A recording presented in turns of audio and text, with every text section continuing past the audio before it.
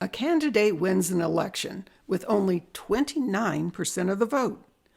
Does this low percentage reflect the will of the people voting? That's what voting is supposed to do. Sadly, in many elections across the country, our vote for one method of choosing a winner is causing people to be very unhappy with their voting experience. There are, however, better alternatives to this plurality method of voting. The voting methods team of the Boulder County, Colorado League of Women Voters, along with the State and National League, believe that authorizing and implementing alternatives to plurality voting that allow people to express their preferences more effectively will improve our voting experience and result in outcomes that better reflect voters' choices. In this presentation, I will demonstrate why the Vote for One plurality method is one of the reasons voters are dissatisfied with their voting experience. I will then explain several better alternative voting methods. As you watch the slides and listen to the accompanying narration, think about a few attributes that a voting method should have to better reflect the will of the people voting. Does it allow voters to be expressive in their opinion of candidates? Does it reflect the voters' full opinion of candidates in tabulation? Does it reduce or eliminate the spoiler effect and result in a broadly acceptable winner? Is it simple to implement in its cost, ballot design, tabulation, and support of post-election audits? And will it promote positive campaigns? I should probably make clear what we mean by a voting method. A voting method defines only the physical form the ballot takes, what constitutes a valid vote, and how the votes are counted. It doesn't entail all of the other things that go into holding an election, such as whether people vote by mail or at a polling place, whether or not early voting is offered, or whether voter IDs are required. Two additional terms need clarification. Single winner elections are those elections in which only one person is elected, such as president, governor, mayor, and members of Congress, despite those people being elected to a legislative body. Multi-winner elections are those where two or more seats are filled in a single contest, such as for city councils in Boulder and Lafayette. This presentation will focus only on single winner elections. The Voting Methods team has another presentation devoted to ways to improve multi-winner elections. Why should we consider adopting alternative voting methods to our current plurality method, also called first past the post or winner take all? Although plurality is an excellent method to use when an election has only two candidates on the ballot, whenever there are more than two candidates, which is usually the case, a vote for one method is a very poor voting method. Problems with limiting your choice to just one include vote splitting, which results in the spoiler effect, and wasting your vote if you vote for the person you really want instead of the one more likely to win. With a better voting method, you can show your true support and not feel like you would be wasting your vote. In addition, adopting better methods than plurality should attract better candidates and ultimately will let voters feel they are voting for the greater good instead of the lesser evil. An example of vote splitting, creating a spoiler effect, probably played a part in the 2018 Indiana Republican primary for the U.S. Senate. During the campaign, Mike Braun, the fellow in the blue shirt, carried around look-alike cardboard cutouts with pictures of his opponents' faces.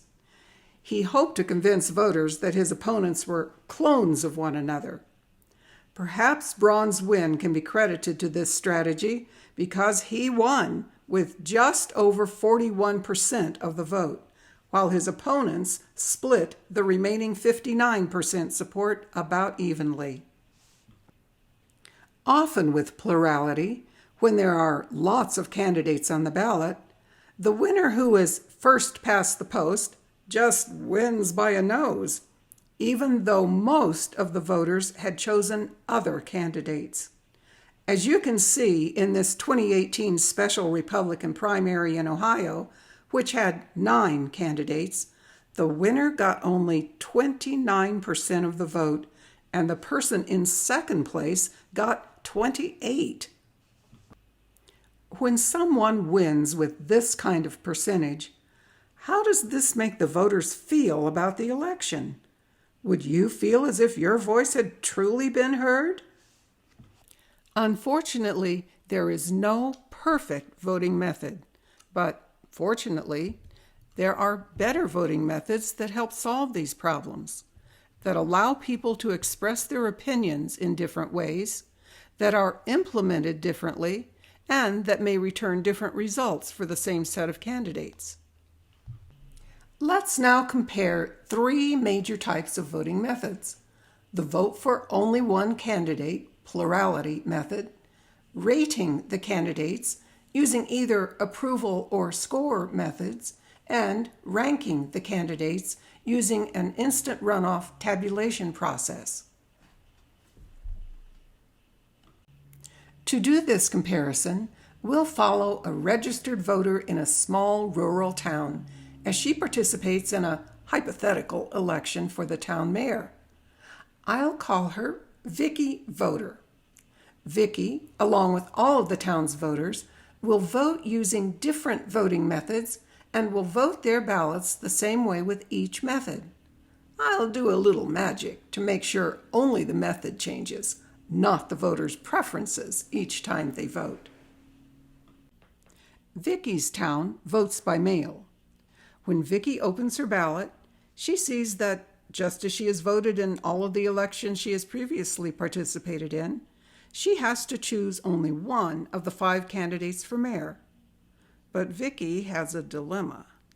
Cora Carr really shares Vicki's views about the issues facing her hometown, and Vicki knows and likes her. She agrees with Ann Ames and Bill Boyd on many issues, but thinks they are both too middle of the road.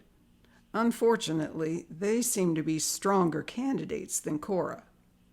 Evan Epps has views pretty much the complete opposite from Vicki's, even though a lot of townsfolk think the same way he does. She's not sure how town newcomer Dale Dowd stands on the issues important to her.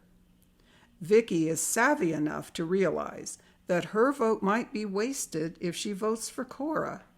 She also worries that Ann and Bill's votes could split, since their platforms are similar.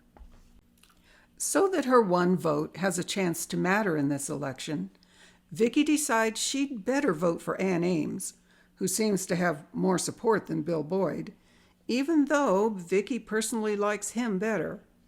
She marks her ballot and puts it in the mail, not feeling very good about having to vote for someone she finds difficult to support wholeheartedly. The election officials totaled the votes. In a plurality election, even if the winner has significantly less than a majority of the voted ballots, the candidate with the most votes wins. Vicki's prediction of the outcome is accurate. Both Ann Ames and Bill Boyd's votes split, and Evan Epps wins with only 38% of the 1,000 votes cast. Vicki is obviously very disappointed with the results, and the fact that she felt she couldn't vote for her favorite candidate. I'll wave my magic wand, and we can see how Vicki will vote using a rating ballot. As you can see, Vicki now has an approval ballot. This rating method allows voters to vote for more than one of the candidates on the ballot. In essence, voters give a thumbs up or thumbs down for each candidate. Vicki's approval ballot looks the same as her plurality ballot, but on this ballot, Vicki gets to vote for as many candidates as she feels that she can support. Vicki's preferences haven't changed. She's happy that she can express her preference for Cora Carr, knowing her vote won't be wasted. Vicki is also glad that her vote will express that Bill Boyd and Ann Ames are also people she can support. She doesn't give Dale Dowd a vote because she doesn't know much about him. She also does not give her least favorite candidate, Evan Epps, a vote. As with plurality, the votes are easy to count using the approval method. All of the votes for each candidate are totaled, and the winner is again the one with the most votes. This time, Ann Ames is the winner, with a total of 510 votes cast for her. You'll notice that the percentage totals add up to well over 100. Every candidate has the possibility of receiving up to 1,000 votes, instead of that 1,000 votes having to be split among the candidates. This percentage actually better reflects the support each has among the whole electorate than the plurality percentages do. I wave the magic wand again, and Vicki is now going to vote using a different rating method known as score. With this method, Vicki will give each candidate a score. Think about giving stars to rate products on Amazon or rating performances on talent shows. Notice the format of her ballot has changed. She will rate each candidate on a scale from 0 to 5. If Vicki doesn't give a score to a candidate, it will still be counted as a 0. This time, Vicki is able to express her individual likes and dislikes. She gives Cora Carr, whom she likes best, a 5. Her inclination would be to rate Bill Boyd and Ann Ames both 3s, but since she's pretty sure Cora won't win, she decides to exaggerate her support for Bill with another 5, so that she won't be throwing away some of her voting power. She raises Ann's score to a 4 to show she'd be okay with her winning, and rating her a 4 still puts her way ahead of her score for Evan Epps, whom she of course gives a 0. Instead of marking Dale Dowd clear at the bottom with Evan, she gives him a 2, because some of her friends like him. The score tabulation is simple. The scores are totaled for each person, and the mayor turns out to be Ann Ames with the highest total score of 2,900 out of each candidate's possible maximum score of 5,000. Note that the percentage numbers, like approval, reflect the voters' support in a more meaningful way. A variation of the score method tabulates voter results using a procedure called STAR, which is an acronym for Score, Then Automatic Runoff. Vicki knows that after the votes are counted, there will be an automatic runoff between the two highest scoring candidates. Now Vicki can safely give Cora Carr a 5 and not feel that she should exaggerate support for Bill Boyd, because she'll give anyone her full support over Evan Epps if he's in the automatic runoff. Since Vicki likes Ann Ames less than Bill Boyd, she gives her a 3 and him a 4. This way, if Ann and Bill are the two highest candidates, her support in the automatic runoff will be recorded for Bill Boyd. The candidates' scores on the STAR ballots are counted. You can see that some of the other voters in the town rated the candidates a bit differently, just as Vicki did. Ann Ames and Bill Boyd are the top 2 candidates and will be in an automatic runoff to see which is preferred over the other on all of the ballots. To determine which of the top 2 candidates is preferred by the most voters, the ballots are recounted, looking only at the scores that Ann and Bill received. Every time one of the top 2 is rated higher than the other, that person gets a vote. If they get the same scores on a ballot, neither will get a vote, as neither is preferred over the other. If neither is rated on a ballot, that vote also goes into the no preference column. The votes are totaled, and the candidate with the highest number of votes is the winner. Ann is the winner in the STAR election. Waving my wand once more, Vicki votes a ballot using a ranking method.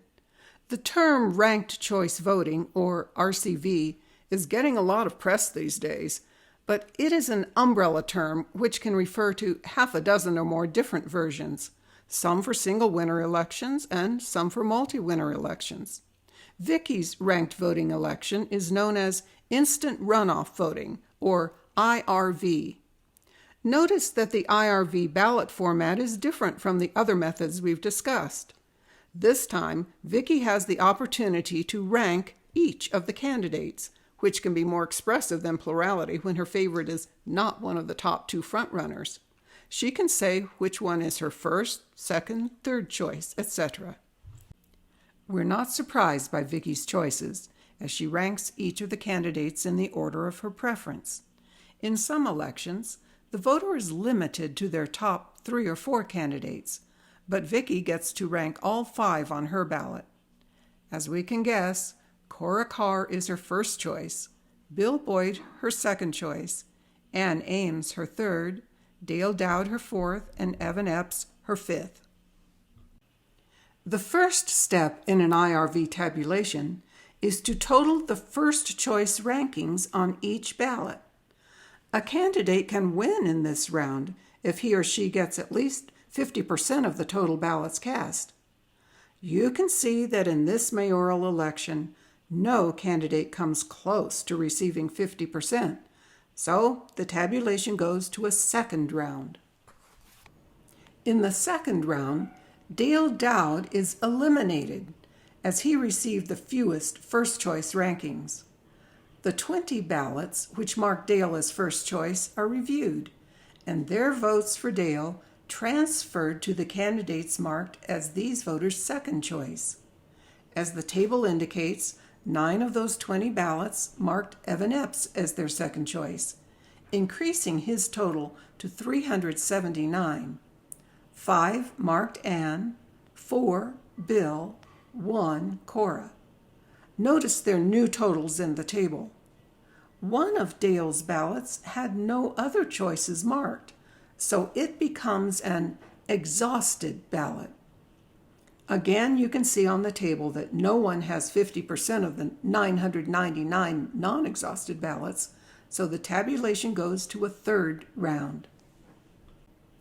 Cora Carr is eliminated in this round with the fewest votes, and all of her allocated ballots are reviewed, and the votes for Cora are transferred to the next highest choice candidates on those ballots.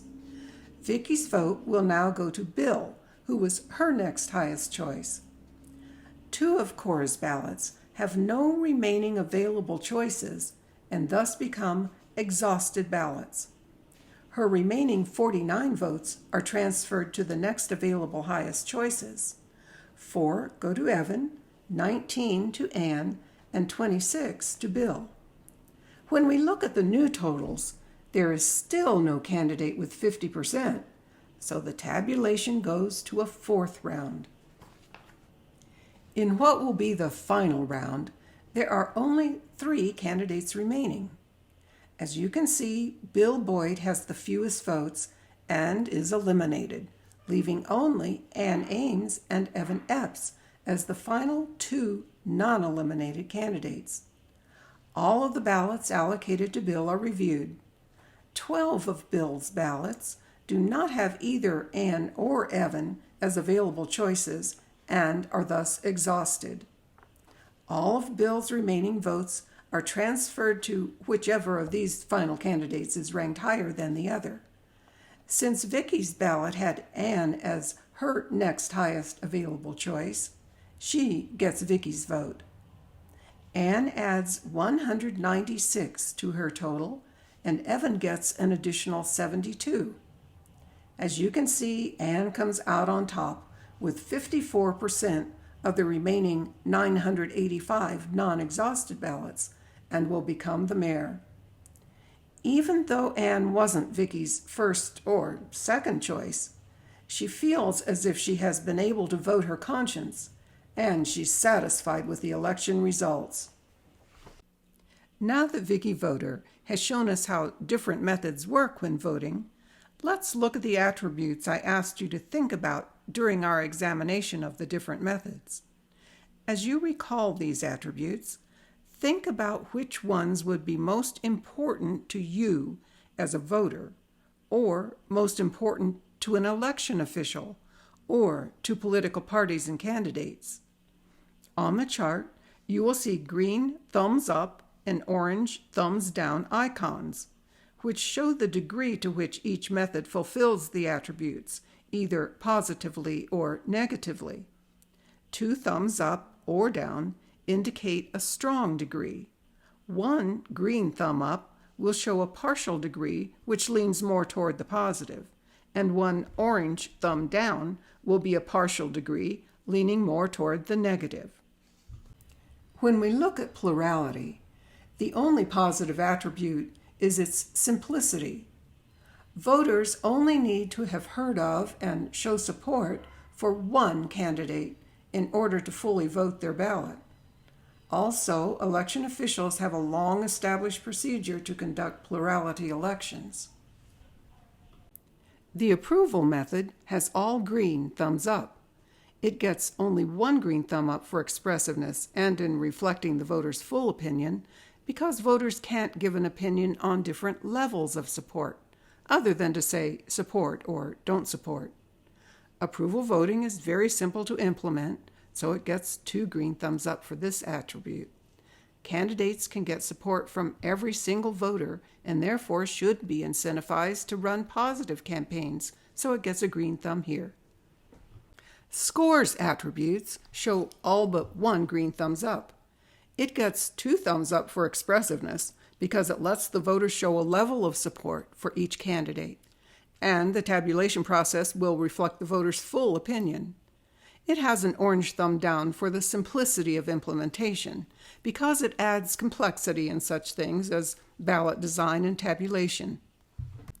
Like score, the star variation is very expressive for the voter. It also tabulates the voter's full opinion of the candidates. It gets 1 orange thumb down for the drawback of being harder to implement the automatic runoff round. Nevertheless, star voting advocates like the idea that star voting encourages voters to use intermediate ratings rather than the strategic exaggeration that Vicki did on her score ballot. How it might affect campaigning is also uncertain, though, like all of the other alternative methods, we think campaigns will become more positive. IRV has mostly green thumbs. Though ranking lets the voter express an opinion on all or some of the candidates, it gets a negative thumb for reflecting the voter's full opinion, because only the voter's first choice is guaranteed to be counted, and only in the first round of counting.